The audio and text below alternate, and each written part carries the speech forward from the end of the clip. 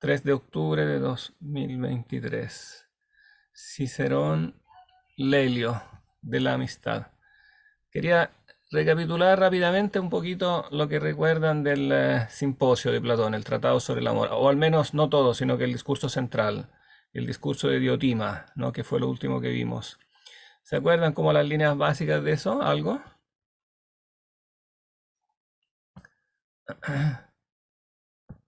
¿Alguien lo trató en la prueba o no?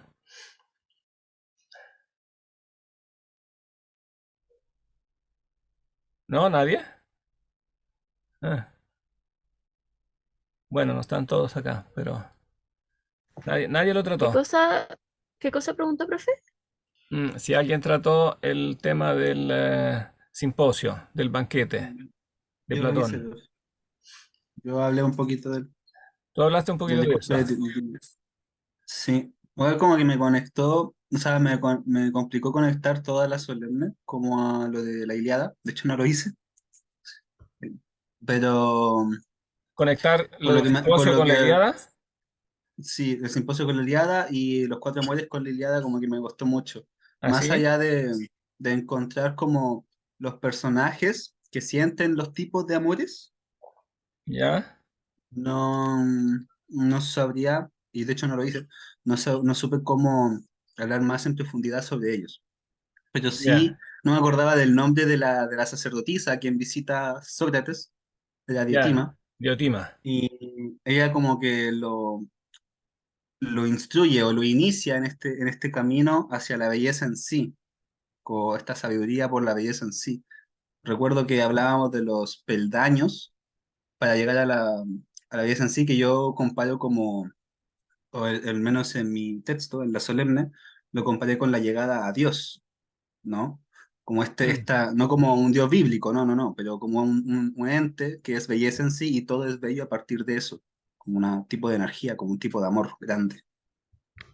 Claro que el amor, Como en que por ahí último lo término, abordé. es amor de la, claro, de la belleza en sí, ¿no? Y, Exacto. y cómo es esta belleza en sí, cómo la caracteriza, ¿te acuerdas? Mm, ¿Qué significa que es en no recuerdo sí? Esta frase en sí, que bueno, que que es se entiende como belleza intuitivamente, en sí ¿no? Pero mismo, como que no necesita nada más para ser bella y como que las cosas son bellas a partir de ella, como que es belleza en sí, es raro de explicar, como belleza en sí misma. Como la claro que totalidad de es la belleza. que no tiene, claro, que no tiene la belleza de otro ser, sino que ella es Sí. la misma belleza, por decirlo de alguna manera. O como que de ella emana belleza, emana Claro, y este de ella amor. emana toda la belleza que después se refleja en todas las cosas. Belleza, Exacto. o podríamos decir también el bien, sería lo mismo. En otras partes Platón habla del bien, ¿no? Pero en el fondo es la misma realidad, ¿no? Es como la realidad última, así la podríamos llamar Dios, ¿no? Y en cierto aspecto coincide con efectivamente el Dios bíblico, que es como en sí mismo el bien, ¿no? Que es bueno, que es bueno en sí mismo, que es la bondad, es la fuente de la bondad, ¿no? La belleza es como la bondad en cuanto nos atrae, en cuanto nos gusta. Y entonces es como la misma realidad, pero vista de otro, como bajo otro ángulo, ¿no? Pero claro, el punto fundamental es que ella tiene todo su ser en sí misma, toda la bondad en sí misma, y, mm, y las otras cosas la tienen solo por participación, ¿no? Participan de ese bien, últimamente, de esa belleza. O sea que cuando nosotros amamos a alguien, en definitiva lo que nos está diciendo es que cuando amamos a algo o a alguien, cualquier cosa que sea, o persona que sea, siempre amamos esa misma belleza en sí, por cuanto está reflejada en esa cosa o en esa persona, ¿no? De manera que todas las cosas y personas son como peldaños que finalmente llevan a como al amor de la belleza en sí, o del bien en sí. Y que, por lo tanto que son, eh, que no hay que confundirlos a ninguno de estos peldaños con el fin último, ¿no? Porque si uno lo confunde, en el fondo puede caer en como en un gran engaño, que está poniendo está como absolutizando algo que no es absoluto y por lo tanto eso lo deja lo deja como insatisfecho, ¿no? Entonces, claro, hay que tomar conciencia de eso, de como que, de que todo amor en el fondo es un reflejo del amor en sí y un estímulo a buscar eso últimamente, ¿no?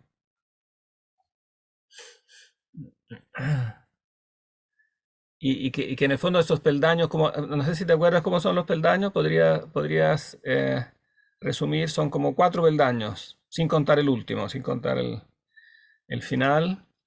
Pero ¿te acuerdas cómo son los peldaños, los 4 primeros?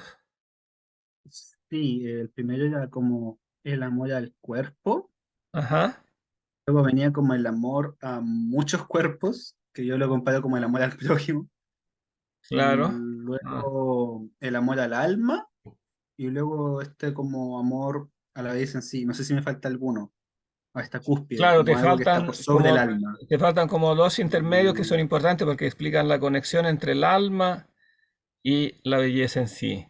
¿No? Por sobre el alma está, podríamos decir, dentro del alma en un sentido, pero en otro sentido es algo como que es trascendente con respecto al alma.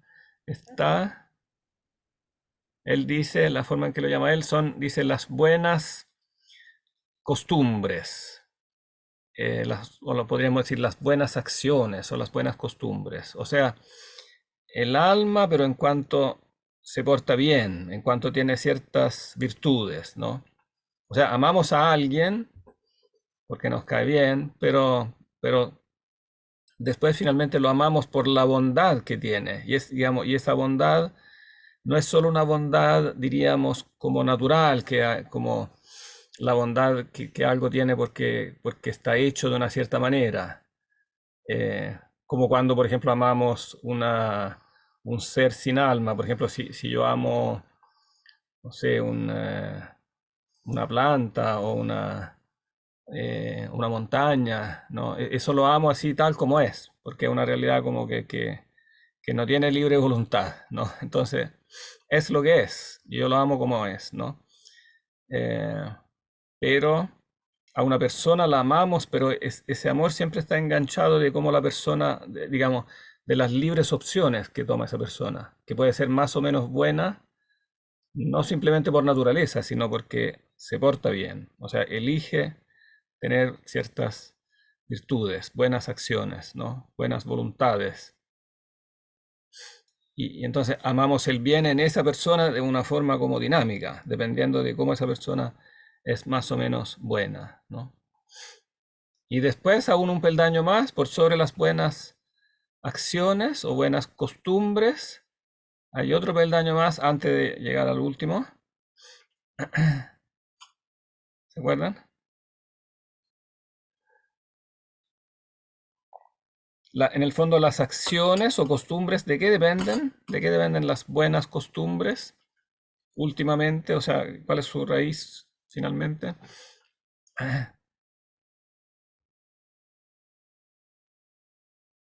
¿No se acuerdan?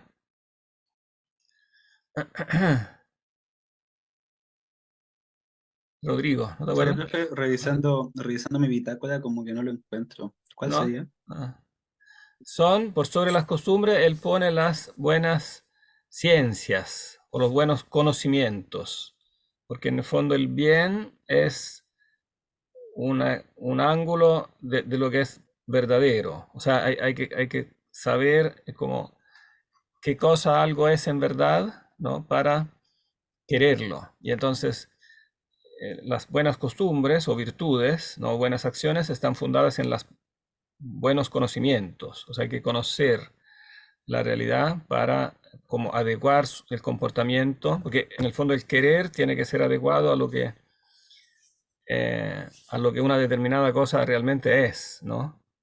Tiene que ser proporcionado, en el fondo. O sea, todas las cosas son buenas, digamos, y las queremos, pero tenemos que quererlas en el fondo de un modo ordenado. Otra frase que él ocupa, como el orden del amor. Hay que querer las cosas en orden, o sea, en una jerarquía. Por eso es importante la escala y los peldaños, ¿no? Porque tenemos que querer las cosas, pero acorde a su propio peldaño. Por ejemplo, no podemos querer, o sea, si queremos a una persona, no podemos querer el cuerpo más que el alma, porque el cuerpo está en un cierto nivel, ¿no? Y es funcional como a que queramos al alma de la persona, no al revés, ¿no? No.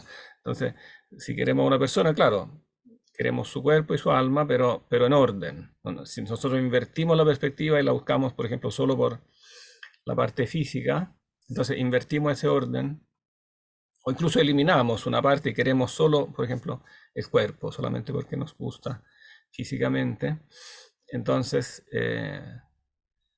la queremos de una forma desordenada, ¿no? Porque ponemos como que absolutizamos el cuerpo, por ejemplo, lo hacemos algo absoluto, como si fuera la belleza en sí, como si fuera el último fin, y no lo es. Y eso hace que nosotros quedemos mal finalmente, que quedamos insatisfechos, porque es como si amáramos, claro, la cáscara, porque vemos como una naranja bonita la cáscara, pero claro, nos atrae el color, pero después si queremos comerla, si nos comemos la cáscara, digamos, no, no es para eso que está hecha la naranja, digamos. Aunque la cáscara de la naranja también tiene sus propiedades nutritivas, pero era para hacer un ejemplo. Si no, sí, sería absurdo comer la cáscara, pero botar el interior, ¿no? Entonces lo mismo ocurre con el cuerpo y el alma. O sea, el cuerpo tiene un sentido, pero sí es funcional al amor del alma, últimamente, ¿no? Y como decíamos antes, claro, el alma no como una realidad estática, como si el alma fuera algo como más o menos bello, pero estático, sino que el alma es algo que tiene su belleza en cuanto que se adecua a algo trascendente con respecto a ella, que son las buenas costumbres, o sea, las normas, en el fondo, éticas, ¿no? Entonces, eso hace que un alma sea más o menos bella y por lo tanto que la queramos más o menos, ¿no? Pero finalmente todo eso, claro, tiene que referirse a un último fin, no a la belleza en sí. Porque eso es lo único que al final nos satisface, que nosotros andamos buscando en todos estos escalones, no estamos satisfechos con ninguno. Y no estamos satisfechos mientras no llegamos como a la posesión del bien en sí, de la belleza en sí, ¿no? Que en el fondo es Dios, ¿no? El mismo Platón lo llama así, lo llama Dios. No en el simposio, en otras partes, pero lo llama también Dios, ¿no? Entre paréntesis, es un argumento este que construye Platón en favor de un Dios monoteísta, ¿no? Es como una superación también del politeísmo tradicional, antiguo, pagano, que ve como muchos dioses, ¿no? Pero en el fondo estos muchos dioses, sí, Platón no niega que existan, pero en el fondo son dioses como en un nivel inferior. Por sobre todo ellos está el verdadero Dios, que en el fondo es el bien en sí. Es el origen de todo bien, el origen de todo ser, y que nos llama, en el fondo, nos llama a quererlo a Él por medio de esta escalera del amor, que son todas las cosas y personas que encontramos. No sé si queda más claro el resumen.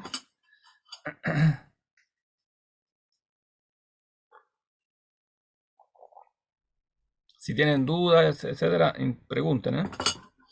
¿Alguna duda, alguna pregunta, curiosidad? ¿No? ¿Todo claro? No, profe, todo claro. Todo claro. Ya. Ahora, una cosa que no queda del todo clara en el texto de Platón, y por eso nos van a servir ahora otros textos, es cuál es exactamente el rol de la persona humana en esta escala del amor, entendida como objeto del amor, ¿no? Porque como sujeto, el sujeto, el que quiere, la persona que quiere, se ve en este texto de Platón como sujeto del deseo, ¿no? Como deseo de poseer, ¿no? Pero falta un poco otro aspecto que es importante del amor, que es el aspecto del dar, ¿no? Como que se ve mucho, el discurso de Platón está muy centrado en esta escala como del alma que desea, que tiene este eros y quiere subir por esta escalera hasta llegar a la belleza en sí, hasta llegar a Dios. Y entonces también quiere a las otras personas, en cierta forma, como también ayudas para subir, pero no queda muy claro digamos, cuál es la forma de querer a las personas en el sentido de dar. O sea, el amor en el sentido de dádiva, como lo llama ahí el texto de Lewis, el último capítulo que nosotros por eso lo dejamos afuera, donde él habla de la caridad. Y no es casualidad que el término en este caso es latino, ¿no? Y por eso lo vamos a encontrar aquí en el texto, este texto latino, ¿no? De Cicerón, el término caritas, que evidentemente es un aspecto del amor distinto al de eros, ¿no?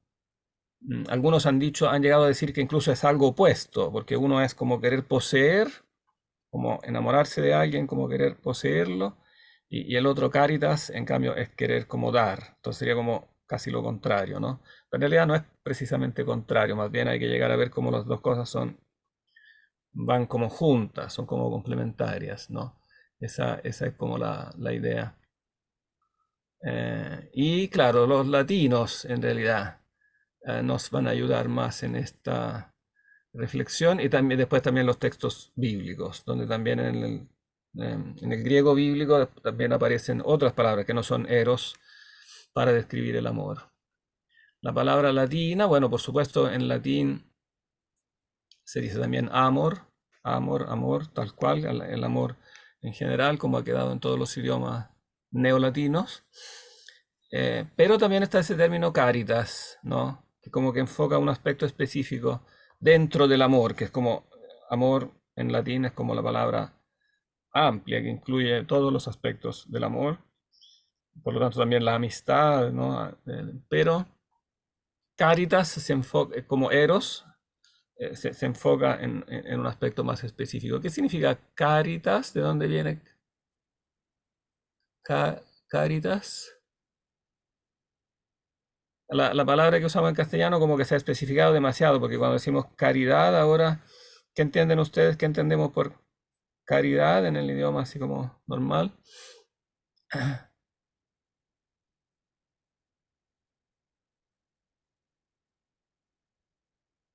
¿Se entiende esta palabra? ¿Se usa todavía o no?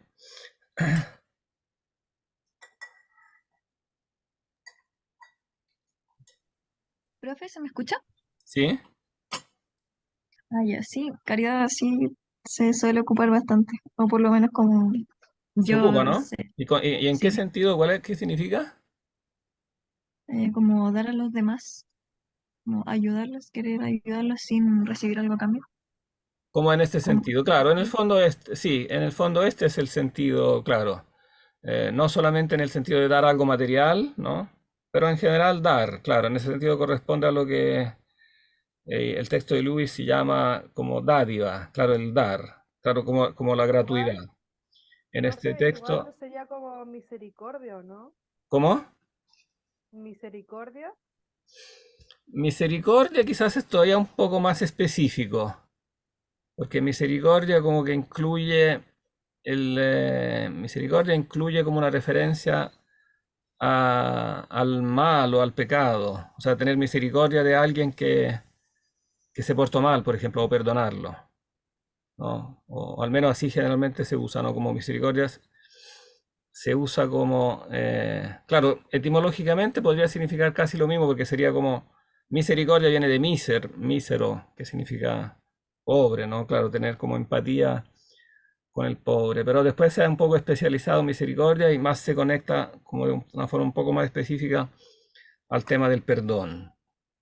Claro, también el perdón, como dice la palabra, es una forma de don, porque don, o sea, perdón viene de don, es una forma de don, ¿no? Pero es un don como más específico, que implica como el pecado.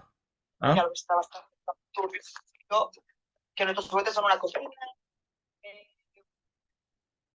No escuché bien, ahí está como la línea mala.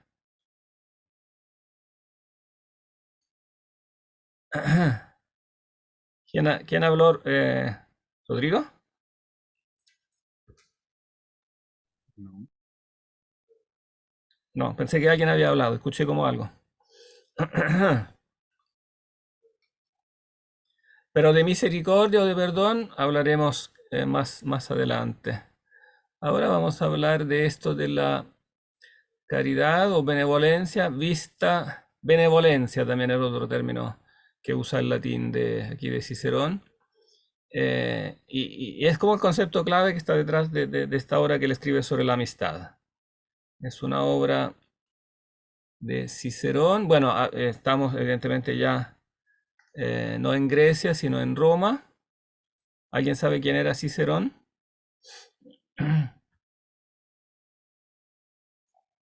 ¿Es un nombre que habían escuchado alguna vez o nunca?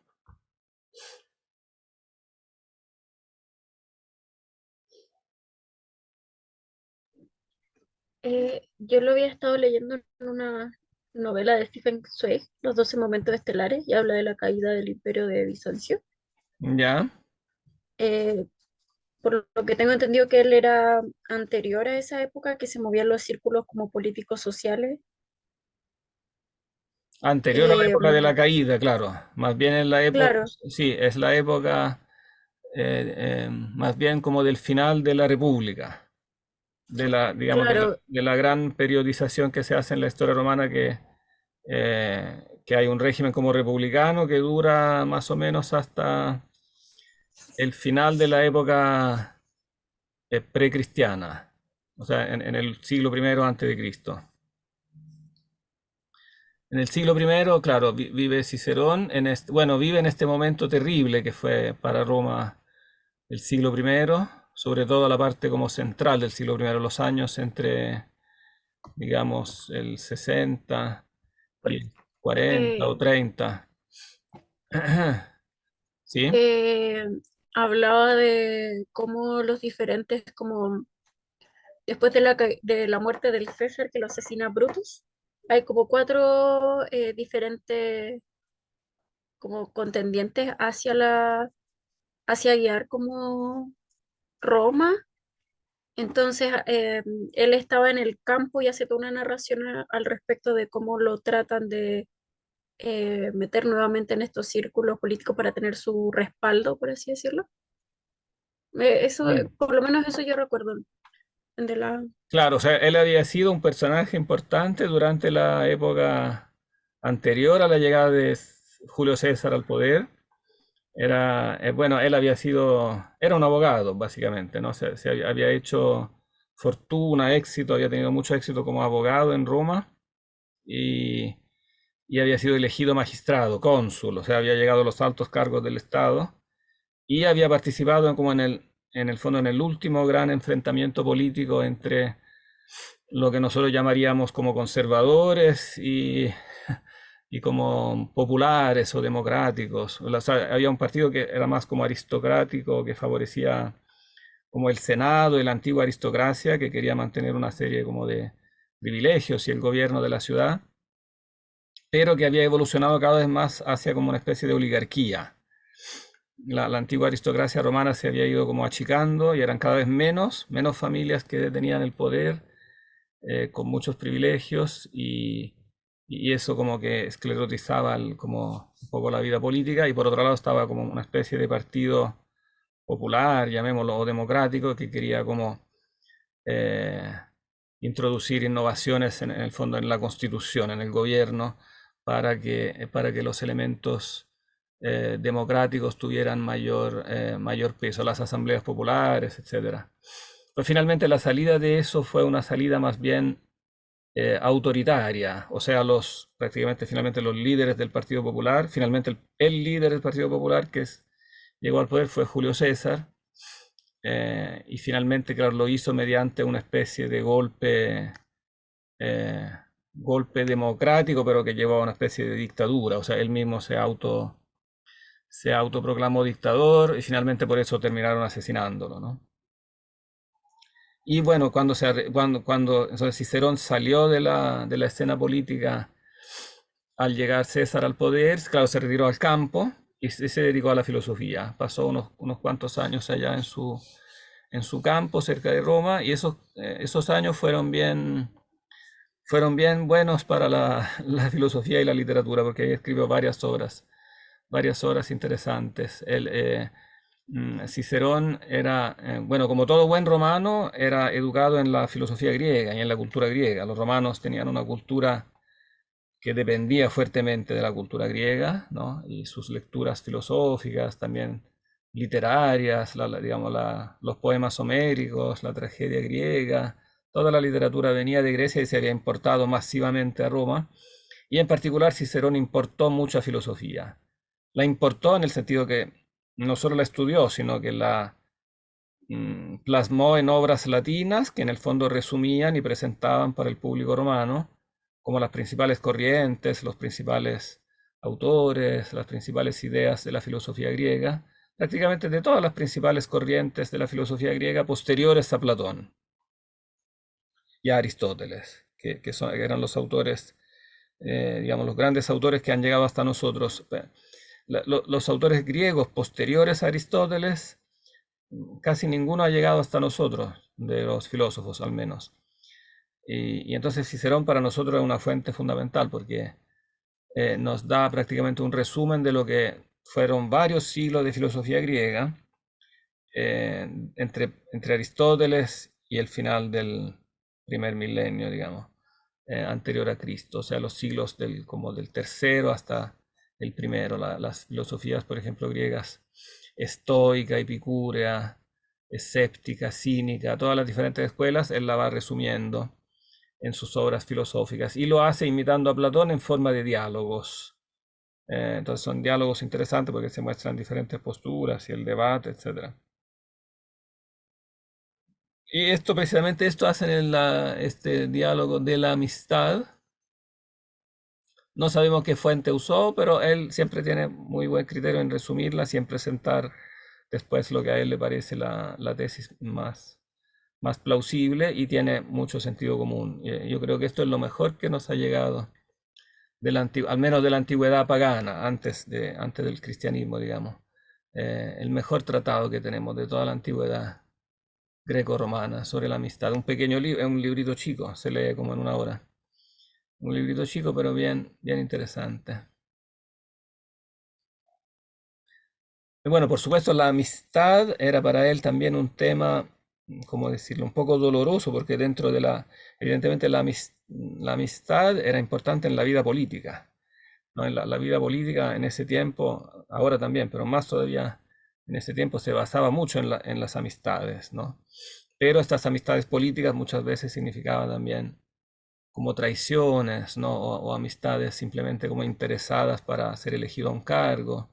Entonces, él que había vivido la vida política en primera persona sabía que también la amistad se puede también como adulterar mucho, se puede echar a perder, se puede malentender o entender de una manera muy utilitaria, ¿no? Muy interesada, etcétera. Entonces, es como también una especie de himno a la amistad verdadera, como que la verdadera amistad no es esa que hemos visto en la vida política, sino que es otra cosa, ¿no? Que también ha habido personas que la han vivido. Ahora, como ocurre a menudo, hay siempre una tendencia a pensar que en las generaciones pasadas fue mejor, ¿no?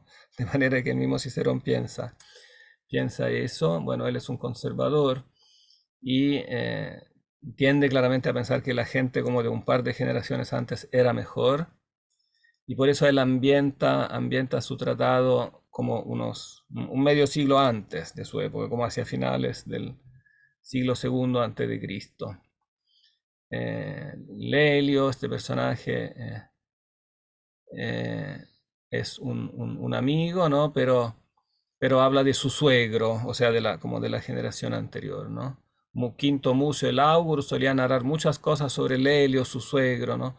Y además este suegro de Lelio había sido muy amigo de un personaje importante de la política romana, que era Escipión el Emiliano. Entonces, bueno, los Escipiones, digamos, la familia de los Escipiones, primero el africano y después el emiliano, habían sido personajes muy ilustres de la historia romana. El africano se llama así africano porque había derrotado a Aníbal, el gran enemigo de Roma en las guerras púnicas, las guerras de Cartago contra Roma. Entonces, estamos en el ambiente como de la alta aristocracia, también con grandes méritos militares, ¿no? Entonces son personajes, bueno, un poco idealizados que él proyecta en el pasado, ¿no? Él proyecta como un pasado un poco idealizado para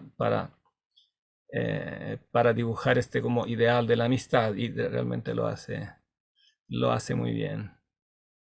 Pero toda la primera parte la vamos a saltar porque habla de muchas cosas, recuerdos que le decían mucho a su público romano, los personajes, pero a nosotros ahora no nos hablan demasiado estos personajes. Habría que entrar a explicar quiénes son y no tenemos mucho tiempo para eso. Por ejemplo, Catón el Mayor, Lelio. Y vamos a ir directo como al tema, cuando entra en el tema propiamente tal.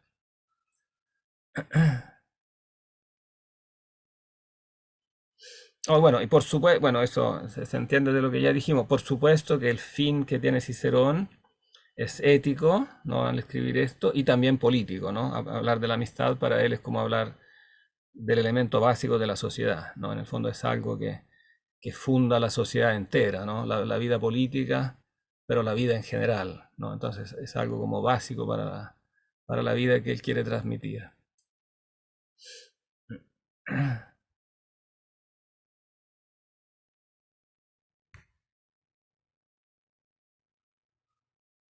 Vamos a partir del número 6.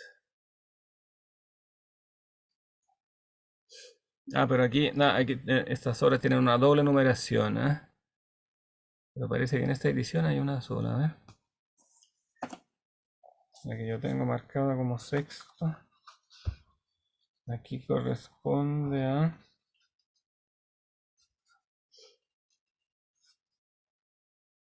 al 20. Aquí hay una sola numeración, bueno, más fácil.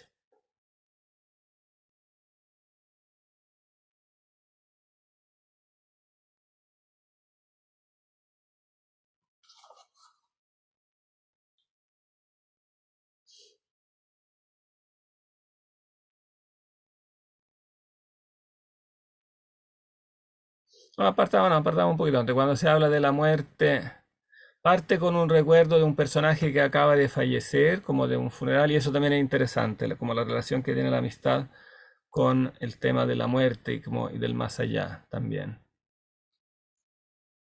Partamos de acá, del 14. Este ciertamente. ¿Quién quiere partir?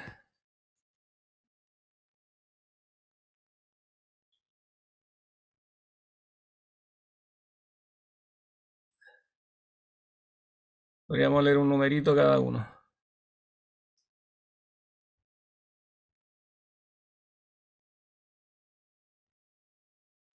¿Aló? ¿Voluntarios?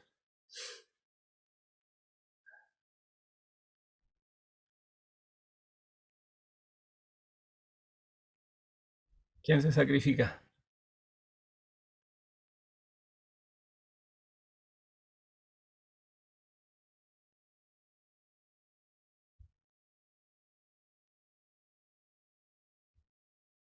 ¿Aló? ¿Están ahí?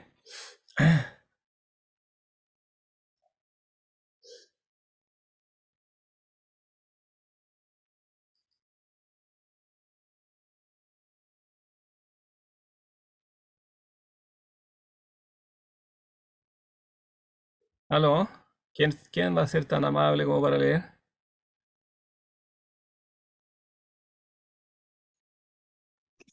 Profe, ¿Sí? no sé si tú habías escuchado antes, tenía el micrófono, parece apagado. Sí, te ¿Me escucho. escuchó? Sí, Ah, ya. perfecto. Parto desde este ciertamente. Sí, parte de aquí. Este ciertamente.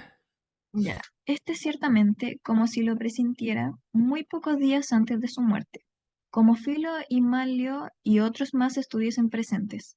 Y tú también, Escébola, hubieses venido conmigo, disertó durante 3 días sobre la República. El final de esta disertación fue poco más o menos sobre la inmortalidad de las almas, cosas que decía que él había oído del africano, en un descanso, por medio de una visión. Si esto es así, que el espíritu de todos los óptimos en la muerte facilísimamente salga volando como de una prisión y de las cadenas del cuerpo. ¿Para quién pensamos que el camino hacia los dioses fue más fácil que para el Escipión? En consecuencia, estar triste por este desenlace suyo, temo que sea propio de un envidioso más que de un amigo.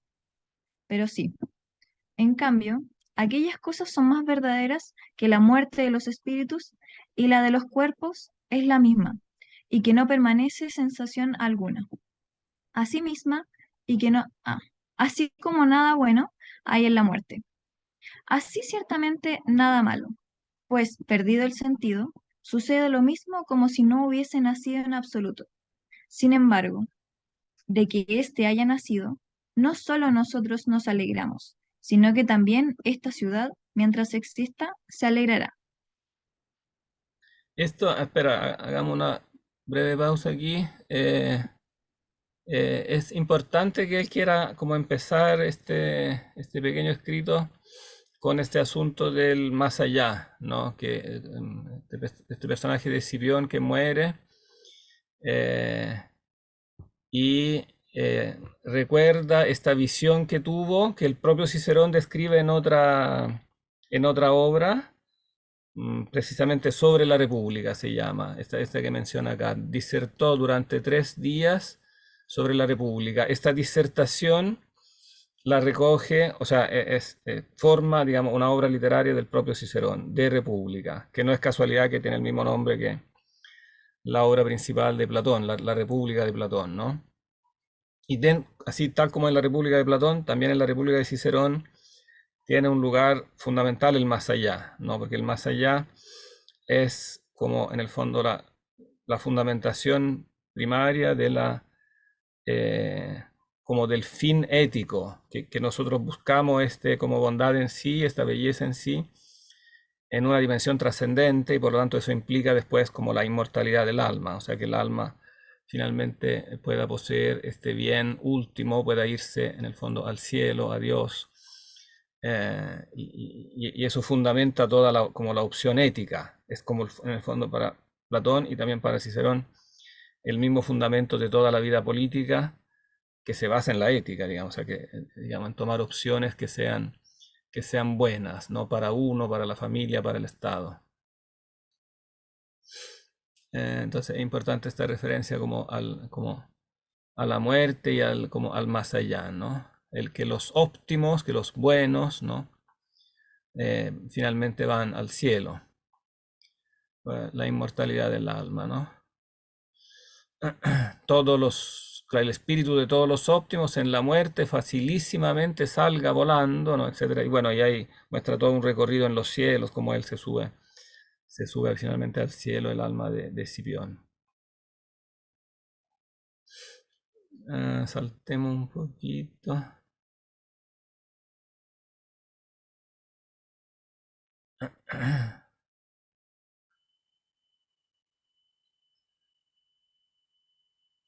Todo lo de acá No. De acá, yo verdaderamente no pondría reparos. 17. Ya, profe. ¿Me escucho, cierto? Sí, perfecto. Ya. Yo verdaderamente no pondría reparos, si yo mismo confiara en mí, pues la cosa es preclara, y estamos, como dijo Fanio, ociosos. Pero, ¿quién soy yo? ¿O qué talento hay en mí? Esa costumbre es propia de doctos y de los griegos, de tal manera que se les puede proponer a ellos algo sobre lo que diserten. Aunque sea súbitamente, la empresa es grande y necesita de práctica no pequeña. Por lo que opino que pidáis las cosas que pueden ser disertadas sobre la amistad a aquellos que se dedican a esas cosas. Yo solo puedo exhortaros a que te antepongáis la amistad a todas las cosas humanas, pues nada es tan apropiado a la naturaleza, tan conveniente a las cosas, bien favorables, bien adversas. Sí, pausa un poquito. Sí, bueno, aquí entonces están introduciendo el tema y los dos yernos le piden al suegro, que es Lelio, que como él es viejo y sabio, etcétera, que hable sobre la amistad, ¿no? Y bueno, él un poco ironiza sobre esto de que le piden que hablar, dice, no, eso lo hacen los griegos, porque los griegos son muy buenos para hablar y cualquier cosa que tú le preguntes, ¿no? Ellos disertan aunque sea súbitamente, o sea, improvisan, son capaces de improvisar, son tan hábiles que cualquier tema que tú le propongas, ¿no? Disertan rápidamente, ¿no? Pero yo quién soy, que yo no soy capaz, etcétera, ¿no? Pero bueno, igual se embarca en esto y dice, bueno, pero en mi humildad yo puedo igual hacerles una pequeña exhortación y entonces en el fondo aquí parte con algo general sobre la amistad, ¿no? Solo puedo exhortaros a que antepongáis la amistad a todas las cosas humanas, ¿no? O sea, después de haber hecho esta profesión como de humildad que no es capaz él de hablar, pero sin embargo después abre el tema con mucha solemnidad, ¿no? La amistad no es poca cosa, no es lo más que hay en todas las cosas humanas, ¿no? Nada es tan apropiado a la naturaleza, tan conveniente a las cosas, bien favorables, bien adversas, en toda la vida, sin importar si uno está en situación buena o mala, etcétera. Lo más que hay, lo mejor que puede haber es eso, la amistad. Sigue nomás. Ya. Pero primero siento esto, que la amistad no puede existir a no ser entre los buenos. Y no corto esto a lo vivo, como aquellos que disertan sobre estas cosas demasiado sutilmente, quizá con verdad, pero poco útil para la comunidad, pues niegan que algún hombre sea bueno si no es sabio. Sea así sin duda, pero se refieren a aquella sabiduría que todavía nadie mortal consiguió. En cambio, nosotros debemos mirar a aquellas cosas que están en el uso y en la vida común, no a aquellas que se imaginan o se desean. Nunca diré yo que Fabricio, Curio y Tío, Sí, Coruncanio, los romanos tienen algunos pocos nombres que C significa gallo, M Manio, no, Marco, y Tib sería Tiberio. Tiberio siempre lo abrevian. Coruncanio, a los que nuestros mayores juzgaban sabios. Fueron sabios según la norma de esos, por lo cual tengan para sí el nombre de sabiduría envidioso y oscuro. Concedan que estos fueron varones buenos, pero ni siquiera esto harán. Negarán que esto pueda ser concedido a no ser al sabio. Espera, pausa un ratito, porque aquí está diciendo una cosa importante. Después hace esta reflexión sobre los sabios griegos, pero parte con un concepto bien interesante, ¿no? La amistad no puede existir a no ser entre los buenos. Bueno, eso después explicará por qué, ¿no? Pero este es como un axioma importante, o sea, porque en el fondo, aquí está recapitulando el mismo concepto básico que recapitulamos en el banquete de Platón, ¿no? Como amor finalmente es amor al bien, ¿no? Entonces, los que aman el bien son los buenos. El que verdaderamente ama con este mismo que ama a la persona, ama el bien dentro de la persona. Entonces, el que ama necesariamente, el que ama a alguien necesariamente ama el bien y por lo tanto es bueno, ¿no? Pero después veremos, esta es como la norma general, veremos que eso después hay que precisar bien cómo se da en la realidad, porque ¿qué ocurre, por ejemplo, si yo amo a alguien que es malo? O sea, cuál es el problema ahí? Entonces, después va a ir precisando esto, pero aquí expresa como la conexión básica, ¿no? La amistad es amar a alguien y amar es siempre amar el bien. Entonces, en ideal, digamos, en principio la amistad es entre los buenos, ¿no? Bueno, sí, aquí, ¿por qué dice esto? Sí, voy a explicar un poquito de esto. Cuando dicen que niegan que algún hombre sea bueno si no es sabio, esa de nuevo es una polémica un poco con la manera griega de presentar, él la critica como del punto de vista romano, como algo demasiado abstracto, ¿no? Como que los griegos siempre hablan de esta sabiduría demasiado como en el cielo, como demasiado ideal, ¿no? Se refieren a aquella sabiduría que todavía nadie mortal consiguió, ¿no? En cambio, dice, nosotros como romanos somos más prácticos, no imaginemos un sabio demasiado ideal, sino que miremos a personas concretas, y aquí menciona personas concretas de la tradición romana, ¿no? Personas virtuosas, ¿no? Quizás no lo perfecto que está en el cielo, pero reales, que sirvan de modelos reales, ¿no? No busquemos como una sabiduría demasiado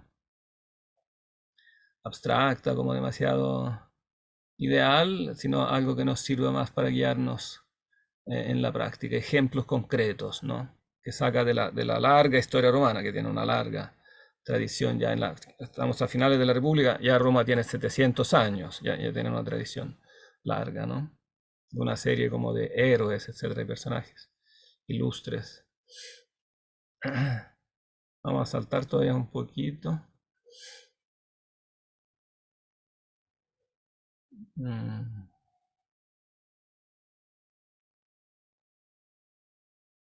Ah, no, sí, no, sí, esto sí leamos.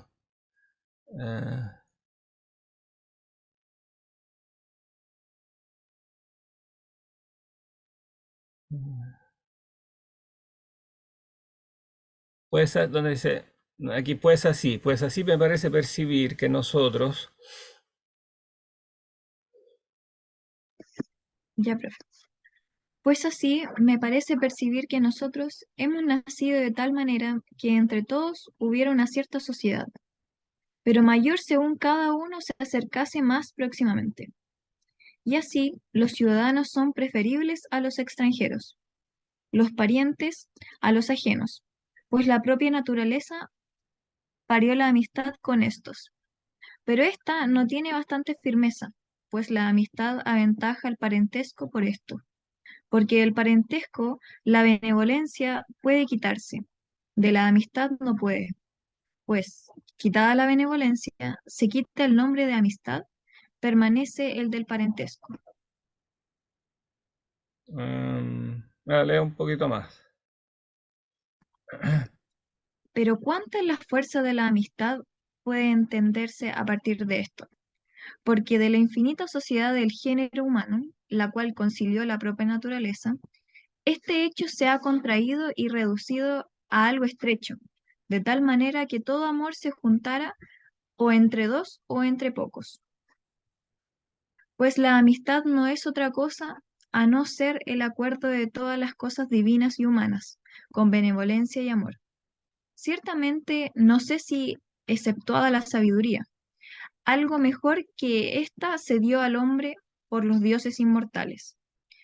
Unos anteponen las riquezas, otros la buena salud, otros el poder, otros los honores, muchos incluso los placeres. Esto último ciertamente es propio de las bestias, pero aquellas cosas anteriores son caducas e inciertas, puestas no tanto en nuestras determinaciones, cuanto en la temeridad de la fortuna. Pero los que ponen el sumo bien en la virtud, ellos ciertamente hacen muy bien. Pero esta misma virtud engendra y contiene la amistad, y la amistad no puede existir sin la virtud de ningún modo. Espera, aquí podríamos subrayar algo.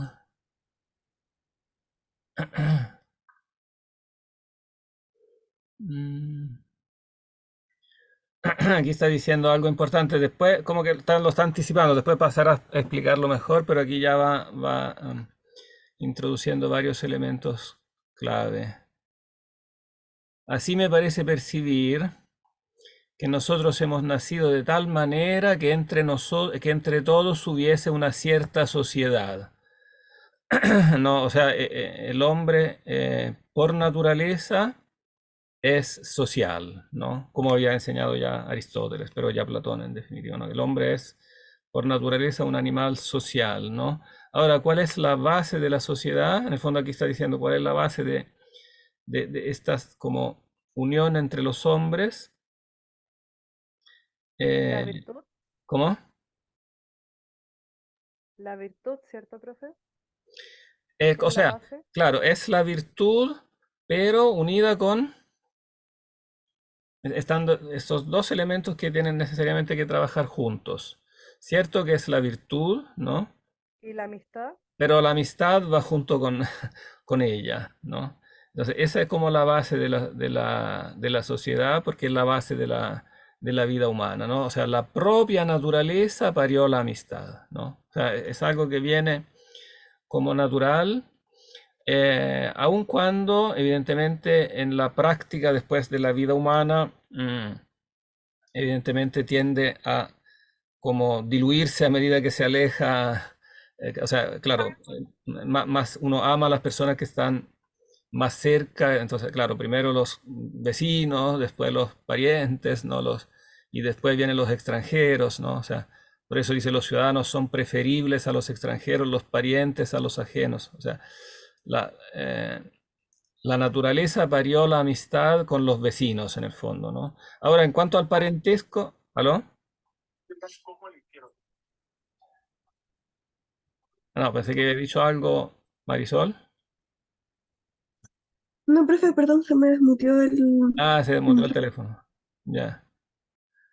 Evidentemente, claro, hay un amor dentro del parentesco, dentro de la familia, pero él llega a decir que en el fondo la amistad es más que eso. O sea, la amistad incluso supera por importancia a las relaciones de parentesco, o sea, incluso a la propia familia, ¿no?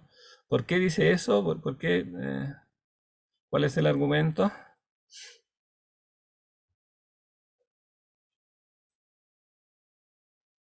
Que a a los familiares no se les elige, pero a los amigos sí.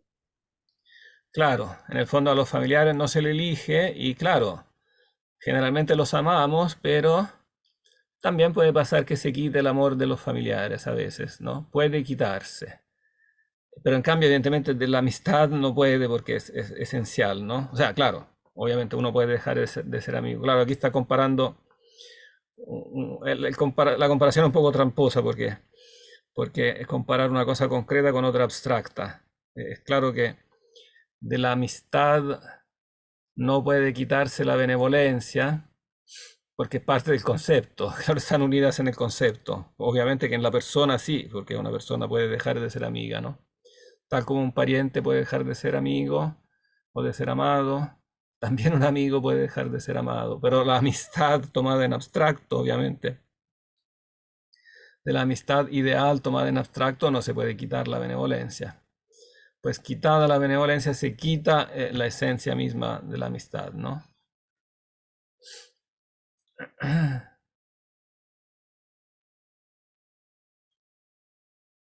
Ahora él aquí quiere definir un poco la amistad con relación como al amor en general, ¿no? Restringirla un poquito, no quiere identificarla con el amor en general, es un tipo especial de amor, ¿no? Porque en el fondo cuando hablamos de amistad no hablamos del amor al prójimo como en sentido general, como a toda la sociedad, o a todos los vecinos incluso, ¿no? O a todos los compatriotas, etcétera, sino que se contrae, o sea, se usa este término para indicar algo más específico, ¿no? De tal manera que todo amor se juntara, ¿no? Entre dos o entre pocos. O sea, hay una cierta, la amistad tiene una cierta como selectividad, ¿no? Uno es amigo, o sea, puede querer a muchas personas, ¿no? Pero es amigo en definitiva de pocas. Pocos son los verdaderos amigos. Entonces, hay algo más como específico que la distingue. Y aquí da una definición importante, ¿no? La amistad no es otra cosa que el acuerdo de todas las cosas divinas y humanas con benevolencia y amor, ¿no? ¿Qué elementos hay en esta definición? ¿Cómo la podríamos analizar? Es el acuerdo de todas las cosas, o quizás en todas las cosas divinas y humanas, con benevolencia y amor. Amor está traduciendo la palabra caritas, es cum benevolencia et caritate. Pero claro, es el amor, la benevolencia, pero junto con, ¿cuál es el otro elemento que le junta?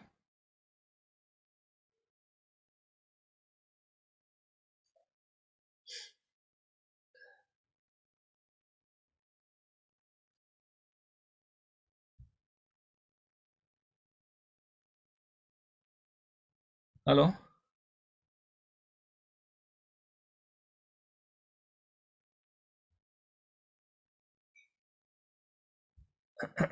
Sí, disculpe, ¿Mm? ¿era la virtud o estoy ahí ya perdida? Mm, Podríamos decir que ¿No era el sí. amor? Podríamos decir que sí, porque es, claro, el acuerdo, consensio, dice la palabra latina. O sea, el consenso es el consenso en todas las cosas divinas y humanas. O sea, en el fondo, podríamos llamarlo con vocabulario nuestro, como en todos los valores más importantes. O sea, es querer a alguien, pero también con un consenso como en los que son los valores importantes. Entonces, claro, claro, está esta relación entre amistad y virtud, porque en el fondo el querer el bien es necesariamente parte de la amistad, ¿no? Claro, yo puedo querer a alguien y no querer el bien, pero eso hace que mi amor baje de calidad, ¿no? Es como, evidentemente estas como definiciones son ideales, pues en la vida real hay muchos grados de virtud, muchos grados de amor, ¿no? Pero como fórmula, como general, hay como una proporcionalidad directa. Entonces, claro, yo puedo amar a alguien, pero este amor no va a ir mucho más, no va a hacer mucho camino, no va a ir mucho más allá, si no va unido con el amor a ciertos valores y por lo tanto la virtud, ¿no? Porque si no se aman, claro, ah, el amor la amistad entre dos seres humanos no es solo querer al otro, es querer el bien en el otro y el bien del otro. Y entonces está esa relación con el bien en sí, objetivamente objetivamente considerado en sí, como dice Platón, ¿no? No menciona nunca a Platón, Cicerón, sin embargo, claramente hay mucho de Platón, ¿no? O sea, Platón queda claramente como una autoridad detrás, una inspiración importante. Y esto evidentemente es lo mejor que se le ha dado al hombre por los dioses inmortales. O sea, los dioses no han dado nada mejor que esto al hombre. Bueno, exceptuada la sabiduría, pero evidentemente la sabiduría está incluida en eso, ¿no? En el fondo del acuerdo, en las cosas divinas y humanas, si hay una correcta idea de percepción intelectual, digamos, de las cosas divinas y humanas, eh, evidentemente también hay sabiduría, ¿no? ¿Se entiende esta fórmula divina y humana? Bueno, no se usa, evidentemente. No, nosotros no la usamos en una fórmula que usaban los romanos, ¿no? Las cosas divinas y humanas, pero ¿se entiende qué quiere decir? ¿Se intuye? ¿Cómo lo podríamos traducir a un lenguaje nuestro? Aquí esta traducción tiene la ventaja de ser muy apegada al texto original, cosa que ayuda porque si no los traductores se arrancan muchas veces con sus ideas, pero a veces esas frases, claro, para nosotros no son tan inmediatamente inteligibles. Todas las cosas divinas y humanas, se diría en términos nuestros, ¿cómo se podría decir?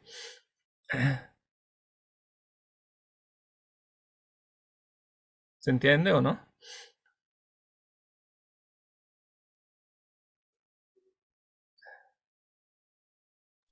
Como el amor hacia los otros y a Dios.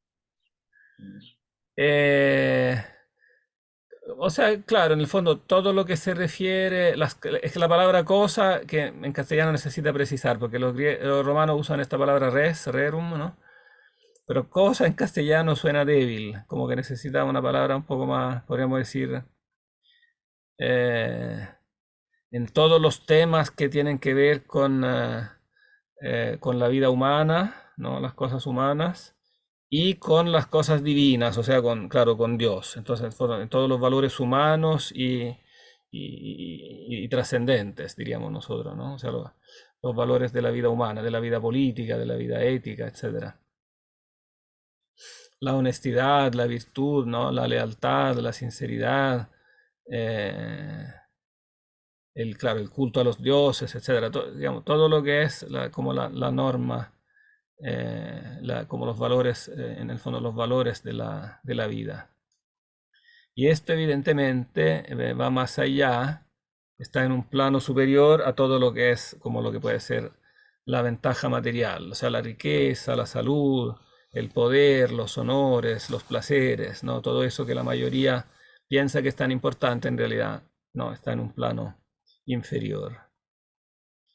No es que sea inútil, evidentemente, pero es funcional, ¿no? O sea, no es un objetivo en sí mismo, es algo que uno busca, pero tiene que buscarlo con un fin que tiene que ser la virtud y el amor y la amistad. Sin eso, no, si se busca por sí mismo, lleva a la perdición, lleva a la deformación de la propia humanidad, ¿no? Y bueno, y retoma el mismo tema. Los que ponen el sumo bien en la virtud, claro, ellos hacen ciertamente muy bien, ¿no? Ciertamente el sumo bien en la virtud, o sea, el amor del bien, ¿no? Pero esta virtud engendra y contiene la amistad, ¿no? Y la amistad no puede existir sin la virtud. Pero también viceversa, podríamos decir, ¿no? O sea, aquí yo encuentro que va equilibrando bastante bien lo que dice Platón, lo va complementando, porque cuando uno lee Platón, queda muy claro el aspecto como del ascenso del hombre hacia lo divino, pero no queda igualmente claro como la relación humana, ¿no? Podría uno pensar leyendo el Simposio de Platón que en el fondo para la persona que asciende hacia el bien y hacia la belleza en sí, etcétera, las otras personas son algo así como meros peldaños, como que va queriendo el amor en ellos y finalmente cuando llega a la cumbre no necesitan a los demás, ¿no?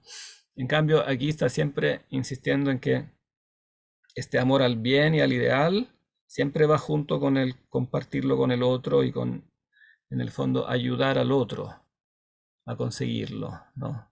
El otro no es un mero peldaño de uno, sino que la cosa es recíproca. También uno es peldaño del prójimo y entonces esta relación también entre las personas que se quieren, los amigos, ¿no? Eh, es esencial, no es un mero como paso, sino que es un camino que se hace juntos para después llegar juntos como al fin, al último fin, a la visión de Dios, a la posesión del bien, etc.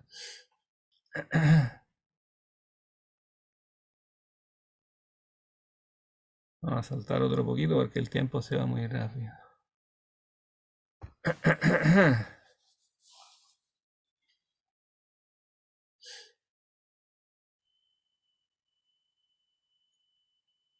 Retomémoslo de acá, del 22. En primer lugar, ¿quieres seguir sacrificándote?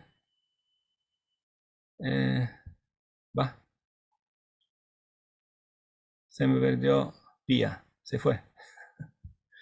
No, profe, sí sigo acá. Bueno, sigues acá. Ya. No te veía en la lista. Ahí. Hacia ahora. En primer lugar, ¿ahí me escuchó? Sí, ahora te escucho, sí, sí. ¿Tú quieres seguir? Sí, sí, profe. Perfecto. Ya. En primer lugar, ¿cómo puede ser, como dice Ennio, vivible una vida que no descansa en la mutua benevolencia de un amigo? ¿Qué más dulce que tener con quien te atrevas a hablar todas las cosas así como contigo? ¿Qué fruto tan grande habría en las cosas prósperas si no tuvieras quien se alegrara con ellas igual que tú mismo? Y sería difícil, y sería difícil sobrellevar las adversas sin aquel que las sobrellevara más gravemente incluso que tú. Finalmente, las demás cosas que se desean son convenientes, cada una casi para cosas singulares. Las riquezas, para que las uses, el poder, para que seas respetados, los cargos, para que seas alabado, los placeres, para que goces, la salud, para que carezcas de dolor y cumplas con las obligaciones del cuerpo. La amistad contiene muy grandes cosas. A donde quiera que te vuelvas, está al alcance de la mano. De ningún lugar se excluye. Nunca es intempestiva, nunca molesta, y así. No usamos, como dicen, del agua, no del fuego, en más lugares que de la amistad. Y no hablo ahora de la vulgar o de la mediocre, que sin embargo por sí misma deleita y aprovecha, sino de la verdadera y perfecta. ¿Cuál fue la de aquellos pocos que se nombran? Pues la amistad hace no solo más espléndidas las cosas favorables, sino también más ligeras las adversas, compartiéndolas y poniéndolas en común. Sí, podríamos Aquí también comentar algo importante, ¿no? En el fondo aquí hace una comparación entre la amistad y otra clase de bienes, ¿no? ¿Cuál es en el fondo la relación? ¿Cuál es como, por qué se contrastan, ¿no? Las demás cosas que se desean, porque claro, deseamos muchas cosas, pero la amistad la deseamos de una manera distinta a las demás cosas, ¿no? Las demás cosas son convenientes cada una para cosas singulares. O sea, en el fondo tienen una funcionalidad, un objetivo. Las riquezas, claro, para comprar cosas. El poder para, claro, realizar ciertas acciones, para los cargos, los placeres. O sea, todo esto lo deseamos, pero todo esto en el fondo es funcional. ¿Qué quiero decir con funcional? Que no es un fin en sí mismo, ¿no? O sea que sí, son cosas buenas, pero las deseamos para después algo que viene más allá, ¿no? No son fines en sí mismos. Y si llegáramos a pensar que son fines en sí mismos, estamos mal, o sea, sí, estamos fritos, porque, porque en el fondo estamos poniendo, claro, en el pedestal como algo absoluto, algo que en realidad es solamente funcional, ¿no? En cambio, la amistad, en cierto modo, lo que está diciendo es como que es un fin en sí misma, ¿no? O sea, no es que uno tiene, no es que tiene una amistad o tiene un amigo para un fin, sino que la amistad tiene su propio fin en sí misma, ¿no? Tanto así que las demás cosas, si tú no tienes que compartirla, no tienes un amigo con quien compartirla, al final no te sirven, como que pierden el propio sabor, ¿no? Mm, no son, no te dan finalmente lo que prometen o lo que podrías pensar. ¿Qué más dulce, no? Que tener con quien te atrevas a hablar todas las cosas así como contigo mismo. ¿Qué fruto tan grande habría en las cosas prósperas si no tuvieras quien se alegrara con ellas igual que tú mismo? O sea, eso de compartir, claro, de todas las cosas tú te alegras y las disfrutas, pero es propio del ser humano disfrutarlas con alguien. Si no tienes a alguien con quien disfrutarlas, es como si no las tuvieras, no te sirven.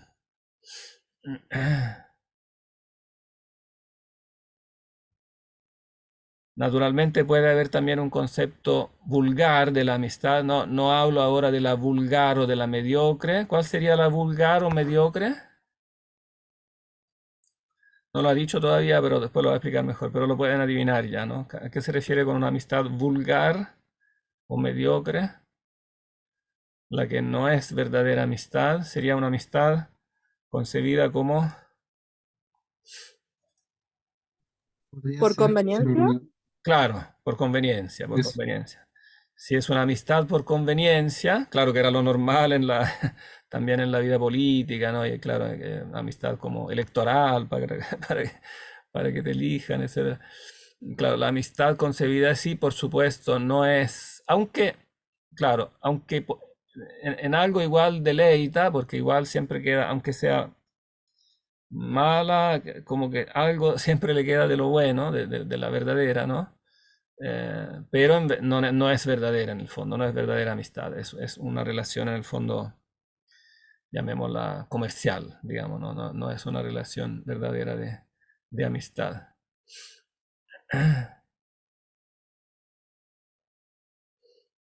Sigamos con esto porque es bonito esta parte, el 23.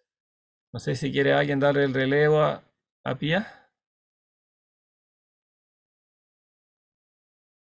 No sé si estará cansada.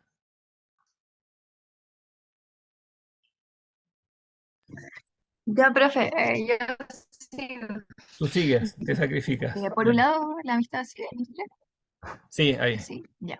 Eh, por un lado, la amistad contiene muchísimas y grandísimas ventajas. Por otro, supera ciertamente a todas. porque hace brillar una buena esperanza para el futuro y no permite que los espíritus se debiliten o decaigan. Pues quien contempla a un verdadero amigo, contempla como un retrato de sí mismo. En consecuencia, los ausentes están presentes, y los necesitados tienen abundancia, y los débiles están fuertes. Y lo que es más difícil de decir, los muertos viven. Tan gran honor, recuerdo, añoranza de los amigos los sigue. Y por esto la muerte de aquellos parece dichosa, la vida de estos laudable. Y si quitaras de la naturaleza de las cosas la unión de la benevolencia, ni casa alguna, ni ciudad podría mantenerse en pie, ni siquiera el cultivo del campo permanecería. Si esto se comprende menos, puede percibirse cuán grande es la fuerza de la amistad y de la concordia por las disensiones y por las discordias. Pues, ¿qué casa es tan estable? ¿Qué ciudad tan firme que no pueda ser derribada desde los cimientos por los odios y divisiones? A partir de esto puede juzgarse cuánto bien hay en la amistad. Aquí sí, pausa un poquito aquí porque esto es muy importante, ¿no?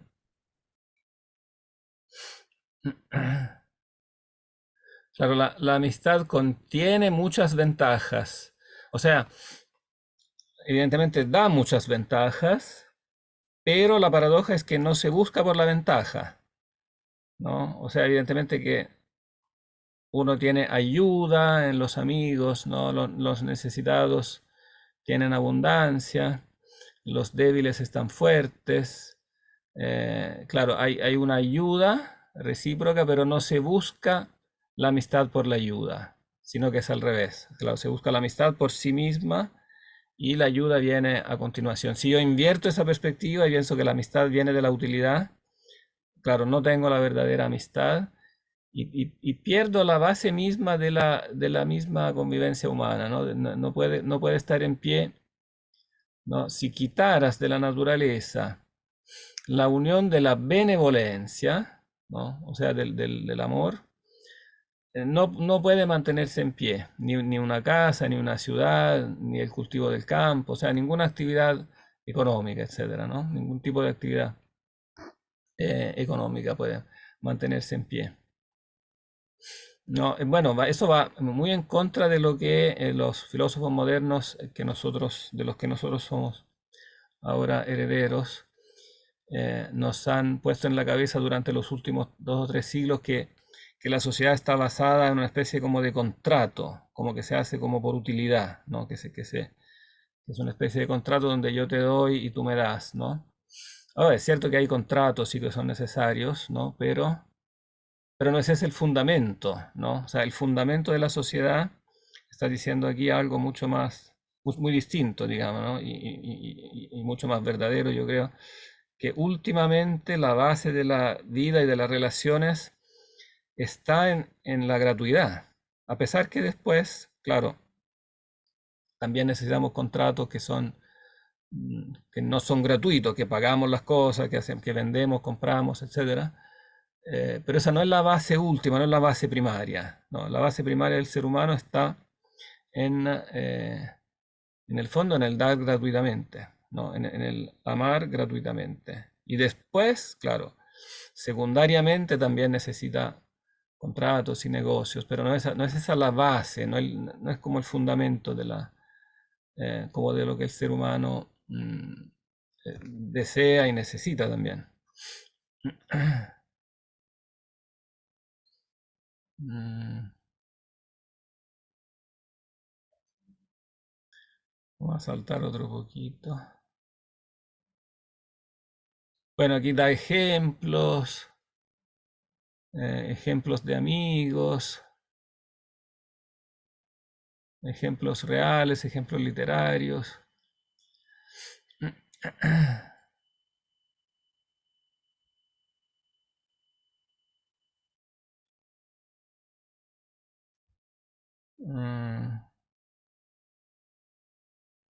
Aquí hay una parte como de conversación. Retomemos lo de acá que como que aclara este mismo concepto que estábamos viendo antes. si es verdad que la necesidad viene de la necesidad, ¿no? Que uno busca como a alguien porque, en el fondo, porque lo necesita. Un poco seguramente aquí tiene en mente también a Platón en el Simposio cuando dice que Eros es pobre, ¿no? Que es hijo de pobreza. Pero él, claro, trata de aquí balancear eso, que no es tan así. O sea, tiene un lado verdadero, pero no es tan así. Así pues a mí, retomémoslo de acá. Así pues a mí,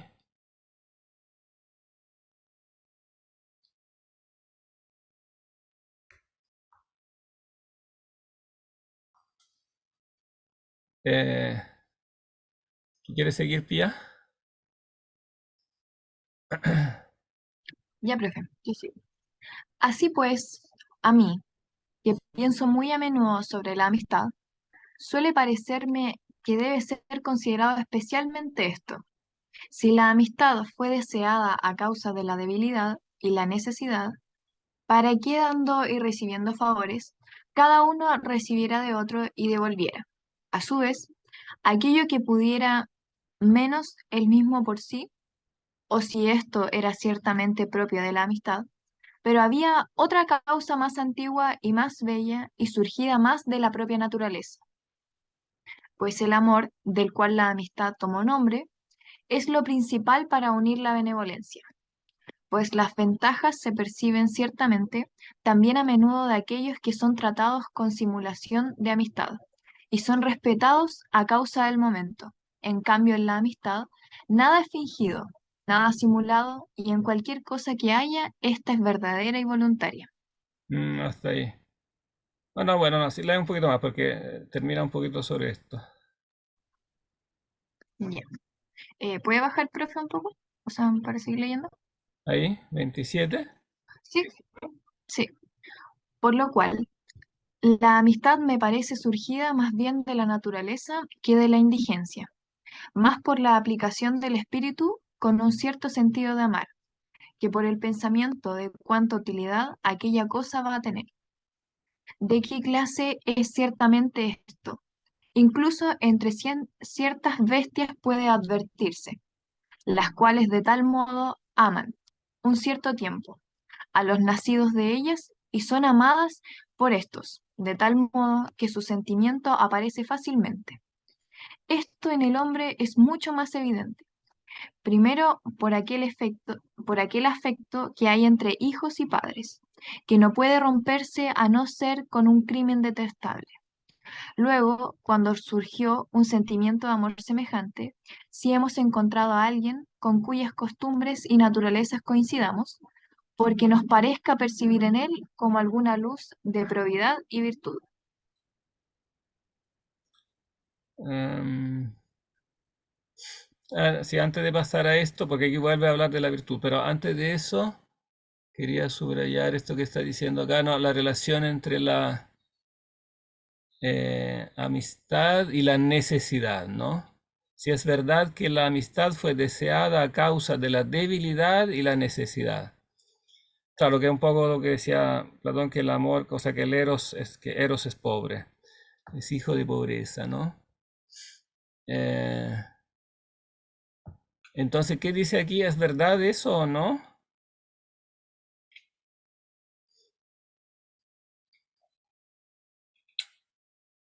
Es verdad que la amistad fue deseada, dice en pasado porque se está refiriendo al origen, o sea, ¿cuál es el origen, no, de la amistad? Su primer origen, su origen más primario, más esencial, ¿está realmente en la debilidad y la necesidad o no del todo?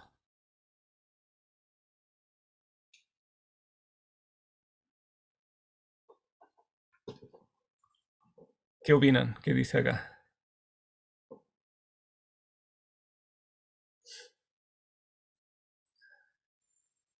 Yo pienso que en un primer momento sí, como que nace del deseo, luego se vuelve algo más benevolente. Del deseo, pero del deseo de qué? Porque, claro, eso también podría ser De la ambiguo. actividad. Pues eso podría ser ambiguo. ¿Deseo de qué? Porque Eso no es tan, esto no es tan claro en el texto, habría que desentrañarlo un poquito. Igual no dependería de cómo comienza cada relación de ¿Cómo? amistad. No, igual dependería de cómo comienza cada relación de amistad. De cómo comienza. Ah, o sea, claro, qué ocasión tiene. ¿Sí? O sea, sí, evidentemente que ocasionalmente, evidentemente puede ocurrir que yo necesité ir al dentista y después me dice amigo del dentista. Claro, entonces, por ejemplo, que yo, claro, que partió ocasionalmente de una necesidad, pero es una dinámica ocasional, ¿no? O sea, sucedió así, claro. Entonces, claro, las ocasiones pueden ser muchas, ¿no? Pero aquí la pregunta es, ¿qué cosa originariamente está detrás, ¿no? De que buscamos a otra persona. Claro, yo creo que aquí cuando él habla como de necesidad, se refiere a necesidad de cosas materiales, ¿no? Dando y recibiendo favores, ¿no? Se refiere a la vida material, ¿no? A la vida práctica. Que yo necesitaba recibir algo porque siempre estamos necesitando algo. Entonces, como que de ahí nace eh, que sin duda de ahí nace ocasionalmente, o sea, porque la vida práctica evidentemente que nos da continuamente ocasiones de necesitar algo, ¿no? Pero la pregunta es si como ontológicamente, como si esencialmente nace de ahí la amistad, ¿no?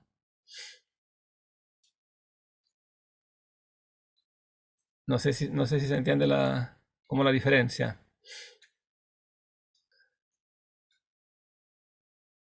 ¿Se entiende?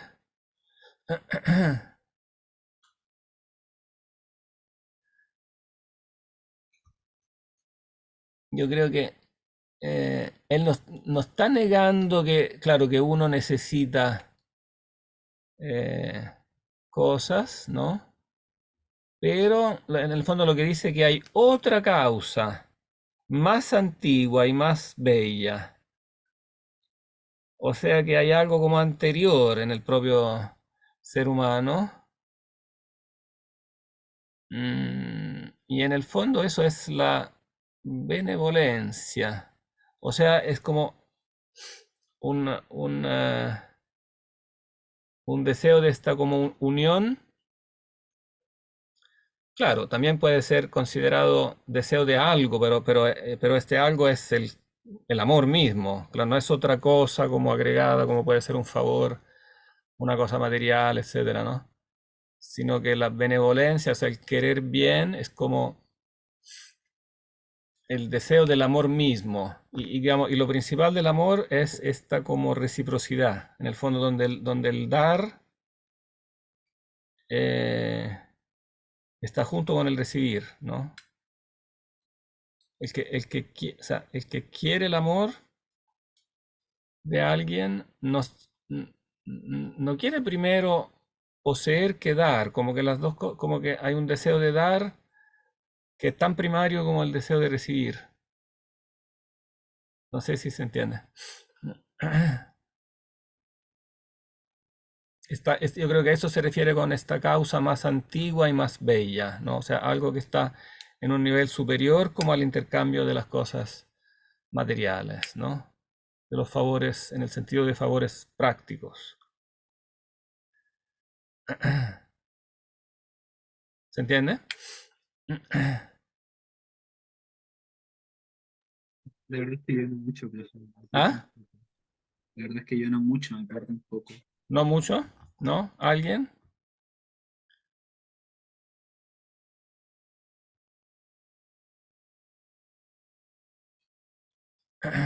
Voy a tratar de decirlo de nuevo a ver si se entiende. O sea, profe, yo lo que entiendo es que la amistad verdadera, la más pura, es la amistad que no está o sea, no está ligada a favores o cosas materiales, sino que algo más puro, más bello.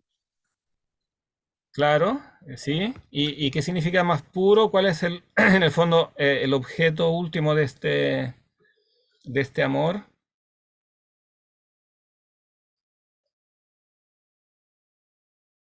Que va más allá de amar ese favor particular, ¿no? ¿Estaría ligado como a amar la belleza del otro? Es claro, es amar la ¿A la belleza del virtud del otro, otro? en el fondo, la belleza del otro por sí mismo. Y también como amar la complicidad que se tiene con esa persona, con ese amigo. Claro, porque en el fondo esa complicidad significa, bueno, evidentemente la palabra complicidad aquí la estamos usando en un sentido impropio, ¿no? No, porque complicidad en el sentido, en el sentido como originario de la palabra, complicidad es complicidad en algo malo. Uno es cómplice de un crimen, ¿no? Pero aquí lo estamos utilizando en un sentido positivo como, claro, como entendimiento mutuo, ¿no? Este entendimiento mutuo lo queremos por sí mismo, ese es el punto, ¿no? Queremos entender al amigo y que él nos entienda. No porque eso tenga un fin posterior, sino que queremos eso por sí mismo.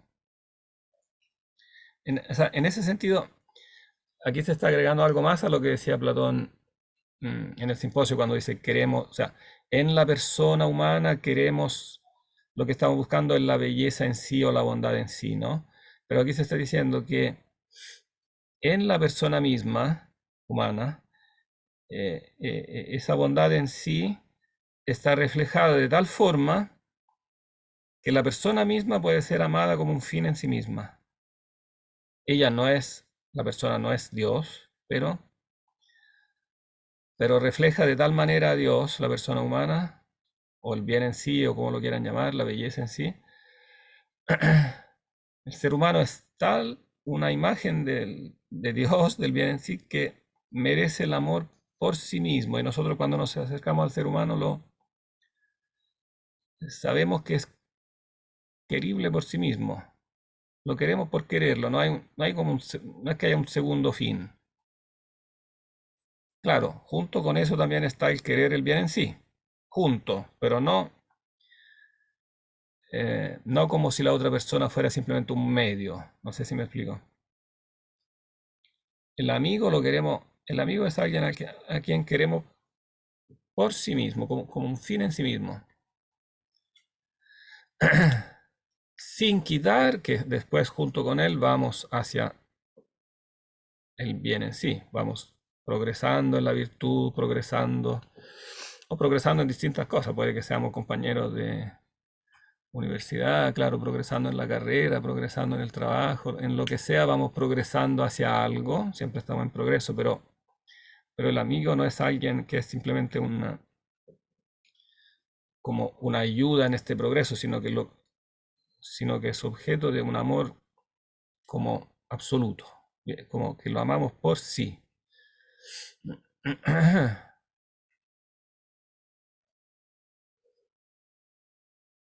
No quiero decir con eso que lo amamos en el lugar de Dios, ¿no? Como que lo endiosamos o lo idealizamos, sino que en este camino que va hacia el bien, hacia Dios, lo consideramos que su camino es tan importante como el nuestro, o sea, que en el fondo queremos progresar juntos y queremos tanto en este sentido, tanto nuestro propio éxito como el suyo, porque en el fondo lo que es llegar juntos hacia el bien, ¿no? Entonces, claro, en algún sentido sigue siendo verdad que, como dice Platón, que nace de la indigencia, pero, pero en la naturaleza humana no está solo el deseo de poseer lo que me falta, sino que también el deseo de darlo. Este deseo de dar es tan propio del hombre como el deseo de querer poseer, ¿no? Es como tan antiguo, tan originario, tan primario, quiero decir, ¿no? No sé si se entiende un poco más. Sí, ahí sí entendí harto, profe. Gracias. Ya, le damos todavía un pedacito más. Aquí hace, bueno, nuevamente ejemplos de personajes históricos que eran familiares al lector romano. Pero esta parte igual leámosla porque es interesante. ¿Hasta dónde habíamos leído? O sea, al final del 27, ¿no? Nada hay más amable que la virtud. Claro, si leamos el 28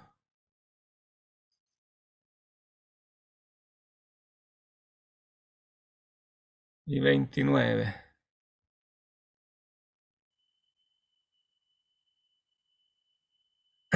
¿Alguien quiere ayudar a Pía? ¿Relevarla de tanto trabajo?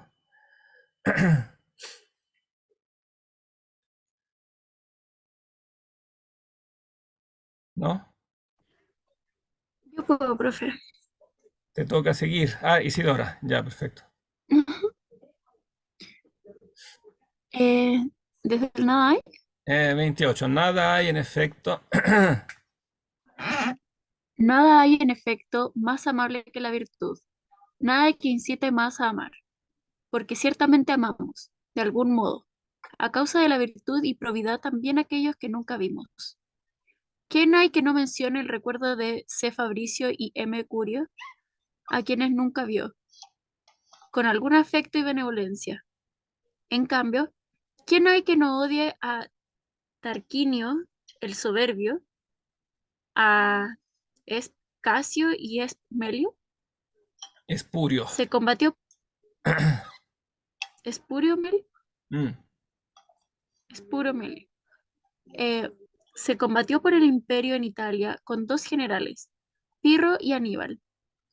No tenemos los espíritus demasiado alejados de uno a causa de su probidad, pero esta ciudad odiará siempre al otro a causa de su crueldad. Porque si la fuerza de la probidad es tan grande que la amamos ya en aquellos que nunca vimos, ya lo cual es más grande, incluso en el amigo. Sí, va. ¿Qué hay de admirable si los espíritus de los hombres se conmueven cuando creen percibir la virtud y la bondad de aquellos con los cuales pueden estar unidos por el trato? Aunque el amor se confirma no solo por el beneficio recibido, sino también por el deseo experimentado y por el trato disfrutado. Añadidas estas cosas a aquel primer movimiento de espíritu y del amor, se enciende en una cierta admirable grandeza de benevolencia. Si algunos piensan que esta surge de la debilidad, para que haya por quien se consiga lo que cada uno desee, dejan para la amistad, por así decirlo, un nacimiento ciertamente humilde y mínimamente noble, al querer que haya nacido de la miseria y la indigencia. Si esto fuera así, ¿cuánto cada uno pensará que había lo menos en sí? Tanto sería el más apto para la amistad, lo cual es muy de otro modo. Y sigue nomás con el 30 porque sigue el mismo concepto. Súper. Pues, ¿cuánto cada uno confía lo más en sí? ¿Y cuánto cada uno está provisto en sumo grado de virtud y sabiduría? De tal manera que de ninguno necesita y juzgue que todas sus cosas están puestas en sí mismas. Tanto sobresale un sumo grado de buscar amistades y cultivarlas, pues que el africano necesitado de mí, de ningún modo, por Hércules, y ni siquiera yo de él, sino que yo le quise por cierta admiración a su virtud. Él, a su vez, quizás por alguna opinión que tenía de mis costumbres, el trato mutuo aumentó la benevolencia. Pero aunque muchas y grandes ventajas se consiguieron, sin embargo, las causas de querernos no surgieron de la esperanza de aquellas. Y ¿Sigo? sigue todavía así porque sigue el mismo concepto. Pues, como somos bienhechores y generosos, no para exigir gratitud, pues si prestamos a rédito un beneficio, sino que somos propensos por naturaleza a la generosidad. Así pensamos que la amistad debe ser buscada, no llevados por la esperanza de recompensa, sino porque todo su fruto está en el amor mismo. de estos que, a manera de bestias, remiten todas las cosas al placer, disienten mucho, y no es extraño, pues nada elevado, nada magnífico y divino puede contemplar. Quienes rebajaron todos sus pensamientos a cosa tan baja y despreciable, por lo cual, apartemos a estos ciertamente de esta conversación, nosotros mismos. En cambio, comprendamos que el sentimiento de amar y la ternura de la benevolencia, se engendra por la naturaleza, hecho del conocimiento de la probidad. Los que desearon se aplican y mueven más cerca para disfrutar del trato y de las costumbres de aquel al que comenzaron a amar, y ser semejantes e iguales en el amor y más propensos a merecer el bien que al reclamarlo. Y esta honrosa competición se hace entre ellos. Así las máximas ventajas se cosecharán de la amistad, y el nacimiento de ella será más noble y más verdadero de la naturaleza que la debilidad. Pues, si la utilidad conglutinara amistades, ella misma las disolvería, cambiada, más porque la naturaleza no puede mudarse. Por eso las verdaderas amistades son sempiternas. Veis ciertamente el nacimiento de la amistad, a no ser quizás queráis decir algo de estas cosas. Bien, aquí podemos hacer pausa. Entonces, bueno, aquí desarrolla eso mismo, desarrolla como de la manera más clara lo que ya decíamos antes, ¿no? O sea que no es verdad propiamente que la amistad nace propiamente de la pobreza, sino que nace más bien como del deseo del bien como tal, ¿no? Claro, también porque queremos poseerlo, pero en primer lugar porque lo admiramos, ¿no? O sea, admiramos el bien y por lo tanto nos gusta el bien en otro. Entonces, claro, por ejemplo, la virtud del otro, cuando la vemos incluso, aquí en esos ejemplos históricos, incluso en un enemigo, ¿no? Pirro fue enemigo de los romanos, que combatió por la hegemonía en Italia con los romanos, y sin embargo Pirro era bueno, y los romanos terminaron queriéndolo, a pesar que era enemigo, a pesar que al final lo derrotaron y lo echaron, ¿no? Pero lo siguieron admirando. Aníbal, el general cartaginés que también combatió en Italia con los romanos, esta ciudad siempre lo odiará, o sea, lo consideraron malo, cruel, ¿no? Entonces, ambos fueron enemigos, pero uno lo amaron, incluso siendo enemigos, ¿no? Porque en el fondo era reflejo de esa probidad, de esa virtud, ¿no? Incluso sin haberlo visto, ¿no? En estos personajes que uno nunca ha visto, pero ama, admira, en el fondo nace como de la admiración, ¿no? No de la necesidad que tenga de ellos, sino que del hecho que ellos como que reflejan el bien, ¿no?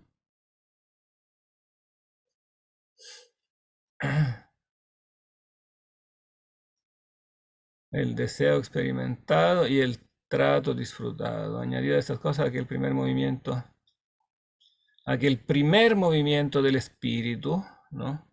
Y del amor, se enciende una cierta admirable grandeza de benevolencia. O sea, se enciende por esta como, en el fondo, contemplación gratuita del bien, ¿no?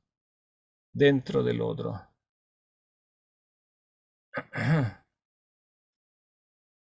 Y él dice también hay una contraprueba de esto que no es exacto decir que simplemente nace de la miseria y de la indigencia, porque si no, cuanto más uno es indigente, entonces tanto más amigos tendría, ¿no? Estaría tanto más dispuesto a la amistad. Y en cambio ocurre como al revés, que las personas que en cambio eh, que tienen más confianza en sí mismas, que tienen todas las cualidades, etcétera, ellas finalmente tienen más amigos. Entonces nace como el fondo de la virtud misma de uno y entonces comunicación con la virtud de otro. Y bueno, aquí da su propio ejemplo, el ejemplo de él mismo, Lelio, con Escipión el africano, ¿no? El africano, un personaje ilustre, ciertamente no necesitaba de mí, ni tampoco yo de él, ¿no? Pero en el fondo nos admirábamos recíprocamente, ¿no? Yo lo quise por cierta admiración a su virtud, y él a su vez, quizás por alguna opinión que tenía de mis costumbres, o sea, lo mismo, de admiración de las buenas costumbres, de la virtud, ¿no? Pero el trato después aumentó la benevolencia. Ciertamente, después nos hicimos muchos favores recíprocos, ¿no? Muchas ventajas se consiguieron, pero esa no fue la causa, ¿no? No fue la causa de estas ventajas lo que hizo surgir la amistad, ¿no? Sino que como más bien esa admiración recíproca del bien.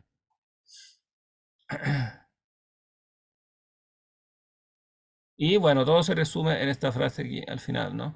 Todo su fruto, claro, la amistad debe ser buscada, no llevados por la esperanza de recompensa, sino porque todo su fruto está en el amor mismo, ¿no? Así se resume. El amor se ama por sí mismo, es algo, el amor mismo, ¿no? Es lo que amamos.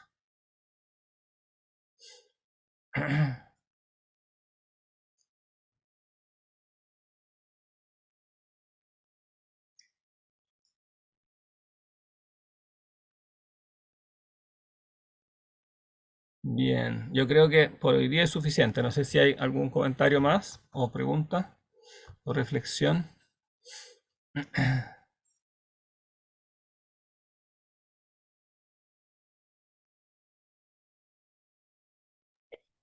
Profe, ¿Sí? las páginas que ocupamos hoy día para ¿cómo se llama? La bitácora era desde la 8 hasta la 14, ¿verdad? Por ahí. La página de este libro, Ujú, sí. partimos de la página que aparece aquí en alto, sí. Sí, partimos del número, es que yo me guío por los numeritos de los capítulos. Pero, Ah, ya, claro, perfecto. leímos del, a ver, un poquito antes, parece que del 17 leímos.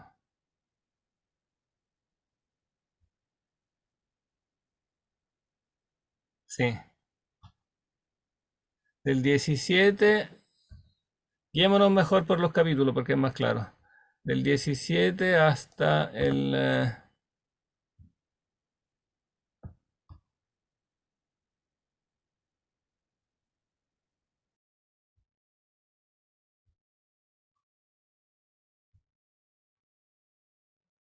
aquí hasta el 32, 17 al 32. Ah, bueno, y Ya, profe, finalmente muchas sí, no gracias. quería omitir de subrayar la última sentencia con la que termina, que es bonita. Si la utilidad conglutinara amistades, ella misma las disolvería, ¿no? Pero en cambio, como es algo más profundo, arraigado en la naturaleza, por eso las verdaderas amistades son eternas, no son sempiternas. La verdadera amistad tiene como este carácter eterno, que incluso va más allá de la muerte, ¿no? Mm, ya, profe, muchas gracias. Bien, entonces, sí, de eso va a ser la bitácora entonces, de estos capítulos que leímos hoy. Y la próxima vez yo creo que todavía vamos a seguir con esto porque todavía tiene algunas páginas interesantes. Bien, voy a subir ahora entonces la tarea. Me avisan si me equivoco en algo, porque a veces la otra vez me equivoqué, pero ahora ya aprendí, creo. Ya, muchas gracias entonces a Pía y a Isidora y nos vemos la próxima vez. Esperaría la próxima vez verlas también porque así es mejor para la amistad también. Nos Sí, vemos. esta vez no pude prender la cámara, pero para la próxima sí. Ah, Ya, ya. profe, para la próxima clase. Ya. o presencial si es que hay. Ah, ojalá, claro, sí. Si me confirman ahí para, claro, para ver si hay quórum. Ya, nos vemos entonces. Que estén bien. Chao, profe. Chao, profe, Chao, gracias. Chao, Chao, profe. profe, que esté muy bien. chao, que estén bien. Chao, profe, que esté bien. Chao, chao. Chao.